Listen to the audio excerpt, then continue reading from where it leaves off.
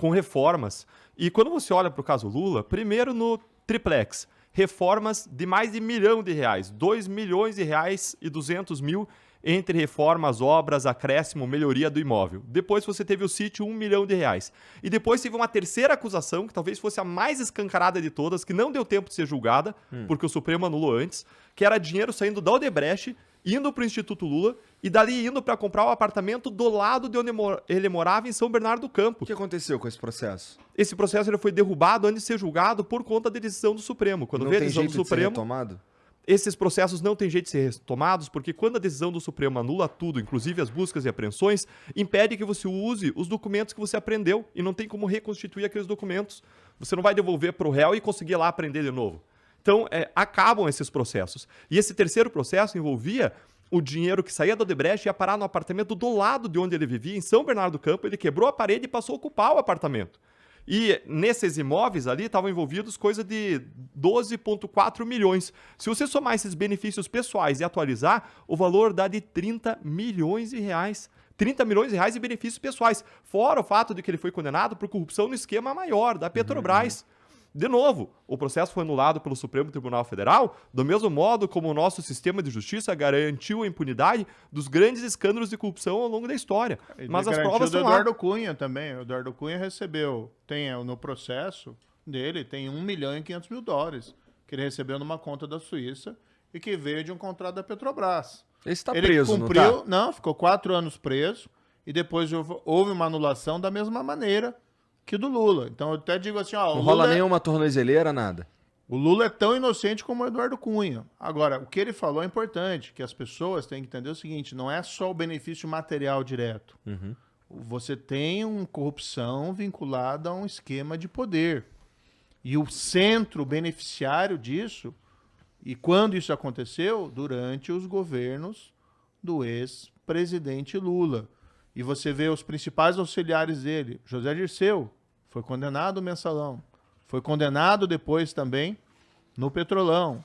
Antônio Palocci, que confessou, inclusive, e aponta o Lula no centro do esquema criminoso. Né? Diz ele que tem um pacto de sangue entre o Lula e a Odebrecht. Ou seja, é claro que a gente não pode dizer aqui, como não existe a condenação mais, foi anulada pelo Supremo, você não pode dizer com todas, categoricamente, né, que o Lula foi condenado por corrupção, porque essas condenações foram anuladas. Mas os fatos, nenhum tribunal, nem o Supremo, disse que os fatos não ocorreram ou que as provas não existem. O que diz é que houve uma perseguição, e não houve perseguição coisa nenhuma. Que me desculpe o Supremo. Quando eles falam, teve perseguição, uma perseguição no quê? Qual que foi? Tomadas decisões contra o Lula? Foram tomadas decisões contra o Ministério Público também. Eu tomei. E depois, a sentença, como eu disse, foi confirmada em Porto Alegre, foi confirmado no STJ. E o próprio Supremo, em março de 2018, autorizou a prisão do Lula. Então, o que a gente vê hoje é uma tentativa não só de desmonte dos instrumentos de combate à corrupção, mas uma tentativa de reescrever a história. Então, vocês estão dizendo, basicamente, que tudo isso que foi feito contra, vamos lá, de certa forma, contra o Lula, assim, que o prendeu e tal, isso poderia ter acontecido em qualquer tempo e só aconteceu de ser na época das eleições, é isso? Não aconteceu na época das eleições, aconteceu muito antes. 2018 é meio que ano de eleição presidencial, Não, 2016 foi a acusação. Ele foi condenado em 2017. Depois houve o julgamento de recurso. Nos casos de corrupção, os casos demoram 10, 20 anos se a pessoa não está presa, muitas vezes. A gente teve uma justiça super rápida na primeira instância, não em relação a esse caso só, em relação a todos os casos. O caso Lula, eu fiz uma tabela comparativa, ele demorou mais do que a média dos outros casos. Mas então esse argumento de que foi... que a anulação teria sido por conta da eleição, é isso, né? Sim, porque eu acho que a acusação de perseguição política vem porque tudo acaba acontecendo com condução coercitiva, etc., em 2018. Não, acho que a questão é se teria sido uma perseguição a Lula. Para você entender isso, você tem que entender como que funcionam as primeiras instituições de justiça. Ministério Público. Eram 15 a 20 procuradores da República, todos independentes e concursados. pessoas com diferentes visões de mundo reunidas em Curitiba com o objetivo: Vocês produzir não escolhem, justiça por dentro da exemplo, lei. quem são os juízes que vão confirmar ou não. Não, ninguém escolhe. São pessoas totalmente independentes. E mesmo dentro do Ministério Público, a gente tinha 15 a 20 procuradores da República concursados independentes. Gente que votou em Bolsonaro, gente que votou no PT, no Haddad, naquela época, gente que votou nulo. Gente com diferentes visões do mundo. Todos concordaram que era o caso de produzir uma acusação criminal. Foi produzida, ela foi julgada por um juiz que condenou, foi a um tribunal com 3 desembargadores independentes, mais um procurador da República que trabalha no tribunal. Todo mundo de forma unânime falou: tem provas mais do que suficientes para manter essa pessoa condenada. Foi a terceira instância, Superior Tribunal de Justiça, com 4 ministros, vários deles colocados pelo próprio Lula ou pela Dilma, e eles foram e confirmaram a condenação. Depois teve um outro processo, em que, de novo, 15 a 20 procuradores da República acusaram de corrupção e lavagem de dinheiro no caso Sítio. Veio uma juíza, que não era mais Sérgio Moro, Gabriela Hart, condenou por existirem amplas provas de corrupção. Foi a segunda instância, um procurador regional da República independente do Ministério Público disse: tem provas para manter a condenação. 3 embargadores independentes, tinha mudado um em relação aos 3 primeiros, então os 2 do grupo anterior e mais um novo, de modo independente, todos eles de forma unânime mantiveram a condenação. Então, que complô é esse, formado por dezenas, se não centenas de pessoas, funcionários públicos concursados, que se ultrapassarem o limite da lei vão perder o seu salário, o sustento seu, da sua família, o seu emprego? Não, são pessoas que estavam reunidas para buscar justiça. E essas pessoas olharam um caso em que você tinha uma série de provas, uma série de benefícios pessoais levados por ele. Você tinha todo um sistema de nomeação de diretores da Petrobras. Estava há 8 anos lá. E qual que é o poder de um vacari, tesoureiro do Partido dos Trabalhadores, para mandar no Paulo Roberto Costa? Para dizer, dá propina aqui por Partido dos Trabalhadores, como as acusações e as condenações confirmaram. Ele só tem poder sobre um diretor da Petrobras se ele tiver influência sobre alguém que está acima daquele diretor da Petrobras, ou o chefe da Casa Civil, ou quem o nomeia é o presidente da República. Faz sentido. Mas, ô Igor, também tem que pensar o seguinte: a sentença contra o Lula foi proferida em meados de 2017, bem longe das eleições. E 2, dá para falar até com a pessoa que está nos assistindo, olha, você conhece político desonesto, político bandido mesmo, que nunca foi preso? A gente conhece um monte. Na história do Brasil tá cheia.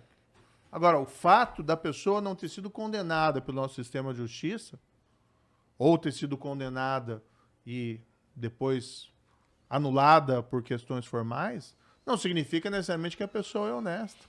Senão vamos falar que o Eduardo Cunha é um exemplo de retidão, de honestidade, mesmo tendo recebido $1,5 milhão e $500 mil numa conta na Suíça, porque a condenação dele, assim como a do Lula, foi anulada. Então, quanta gente... Pensa num político aí que você acha que é um símbolo de corrupção. Pra mim, o maior símbolo de corrupção que tem tá preso, Quem que é? que é o Sérgio Cabral. Tá, pensa em outro.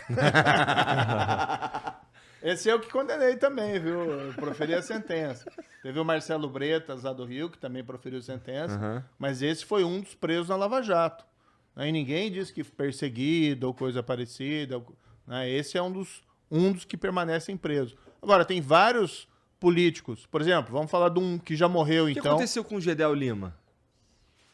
Cumpriu pena e hoje está em liberdade, progressão de pena. Tá. Mas, ó, Demar de Barros, Tá. que é um político paulista, já falecido, então vamos falar que não tem tanto problema, que normalmente o pessoal aponta como sendo um político que cometeu crimes de corrupção. Tem uma história famosa que o pessoal até... Ladrões teriam roubado a casa dele e levado dinheiro de propina e não teriam dado queixa exatamente porque era isso. Ademar de Barros nunca foi condenado, nunca foi processado.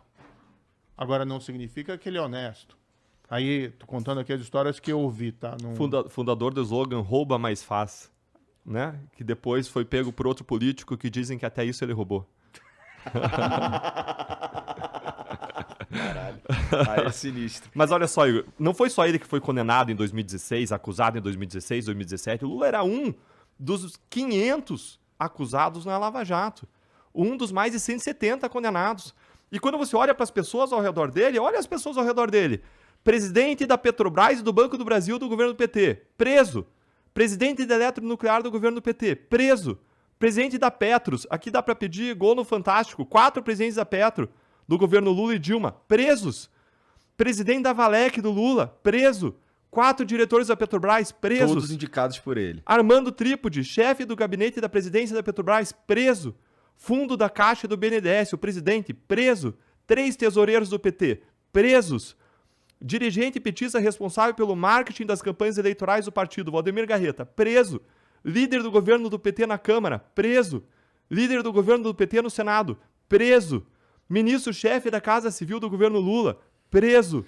2 ministros da Economia do PT do Lula, Antônio Palocci, depois o Guido Mantega também na Dilma, presos. Presidente da Câmara dos Deputados do PT, João Paulo Cunha, preso, Todos condenado no mensalão. presos. Em geral, ninguém permanece preso no Brasil por corrupção, Igor. Problema do sistema, tem que mudar. Você não tem prisão em segunda instância, quando você acabou, a pessoa só vai presa lá no final.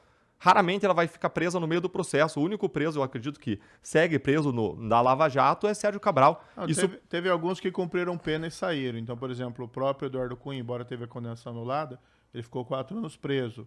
O André Vargas, que foi o líder do PT na Câmara, que foi condenado por desvio na Caixa Econômica Federal, também proferia sentença, cumpriu a pena e saiu. Então, a Lava Jato até, as penas poderiam ser mais longas, né? Mas teve gente que cumpriu pena e teve muito dinheiro que foi recuperado. Agora, o ponto mais bacana da Lava Jato, acho que o doutor concorda comigo, você encontra muita gente que se inspirou na Lava Jato, sabe? Que as pessoas viram aquela possibilidade de mudança da gente ter um país mais honesto. E apesar desses reveses, esse sentimento muitas pessoas guardam ainda dentro delas. Agora, é importante dizer, a Lava Jato não é sobre o Lula. O Lula foi um dos condenados na operação da Lava Jato. Mas a Lava Jato, no fundo, ela desmantelou um esquema de corrupção que estava destruindo o Brasil, que estava quebrando a Petrobras, que estava gerando, o pessoal chama isso muito de capitalismo de compadril, que em vez da empresa investir em inovação, tecnologia, que é o caminho do capitalismo saudável para o Brasil crescer, as empresas investiam em quê? Em ficar perto do governo e obter favores, obter contratos sem licitação, sem concorrência real, e isso se fazia a preço o quê? De suborno, de propina. Não tem um país que pode se desenvolver, se tornar uma economia moderna, Igor, se não baseado em patifaria, em desonestidade. Então era um caminho errado. E me preocupa esse momento que a gente tem hoje, que a gente tem que fazer muita coisa no Congresso, nos tribunais, cobrar por mudanças, mas me preocupa muito esse retrocesso que acontecerá, principalmente se for aqui a volta, a gente tiver a volta de alguém que é o símbolo da impunidade, infelizmente. Não tenho nada pessoal contra o ex-presidente Lula. Né? Como pessoa, imagino que ele é uma pessoa até cordata, esteve aqui falando com você, entrevista, também estive falando com ele lá no interrogatório, outro cenário, né? Não tem nada pessoal. Mas o fato é que enquanto o PT, enquanto o ex-presidente Lula não explicarem os esquemas de corrupção, não darem uma resposta clara e objetiva, olha, erramos e vamos mudar, fica muito difícil você aceitar a volta ao poder, porque a mensagem é clara. O crime compensa se isso acontecer. Por isso que é um momento crucial. Bom, a gente já quero falar de outras coisas, mas antes, Claro. antes. Cara, qual que é a grande diferença, para eu entender todo esse processo aí, por que o Sérgio Cabral continua preso e essa galera aí não tá mais? O que aconteceu ali? As provas dele são mais robustas? É o quê? Não, a diferença é que você conseguiu manter a decisão de prisão preventiva do Sérgio Cabral vigente por mais tempo. Como é que funciona no Brasil? No Brasil, em regra, a pessoa só pode ser presa depois do trânsito em julgado da sentença penal condenatória. Quando que isso acontece? Depois do julgamento em 4 instâncias. Isso é praticamente dizer nunca, porque em cada uma dessas instâncias o processo tende a demorar alguns anos, se não muitos anos, e depois de passar pelas 4 instâncias, muito provavelmente vai ter passado tanto tempo que a pena vai por ralo abaixo por aquilo que a gente chama de prescrição, que é uma espécie de cancelamento dos crimes porque o processo demorou muito tempo na justiça. Quando que você consegue chegar ao final de modo rápido? Quando a pessoa passa presa a duração do processo. Porque aí, quando ela está presa na duração do processo, existem regras que determinam que esse processo tem prioridade máxima sobre os demais processos. E quando que ela fica presa no decorrer do processo? Quando existem aquilo que a gente chama os requisitos da prisão preventiva, que significa que a pessoa oferece um risco à sociedade se ela permanecer solta. Então, lá no começo da Lava Jato, quase todo mundo ficava preso preventivamente no curso do processo. Por quê? Porque eram esquemas que estavam acontecendo há década, sem parar, existiam compromissos de pagamento de propina pendentes, eles estavam praticando crimes às centenas, e se aquelas pessoas não fossem recolhidas à prisão, os esquemas iam continuar. Entendi. Agora, o que aconteceu? A gente prendeu essas pessoas, os tribunais mantiveram essas pessoas presas por algum ano e os processos foram correndo rapidamente, mas mesmo rapidamente eles demoram muitos anos. Só que chegou um momento em que os tribunais disseram, não, veja bem, já faz tempo que essas pessoas estão presas, faz tempo que elas não estão mais no poder, então vamos soltar elas porque agora elas não têm mais funções públicas, elas não estão mais ocupando posições públicas, a liberdade delas não representa mais um risco para a sociedade. E soltou todo mundo. E quando que essas pessoas vão ser presas de novo? Quando você chegar ao final do processo, depois de 4 instâncias, muitos recursos, se não prescrever e se não for anulado.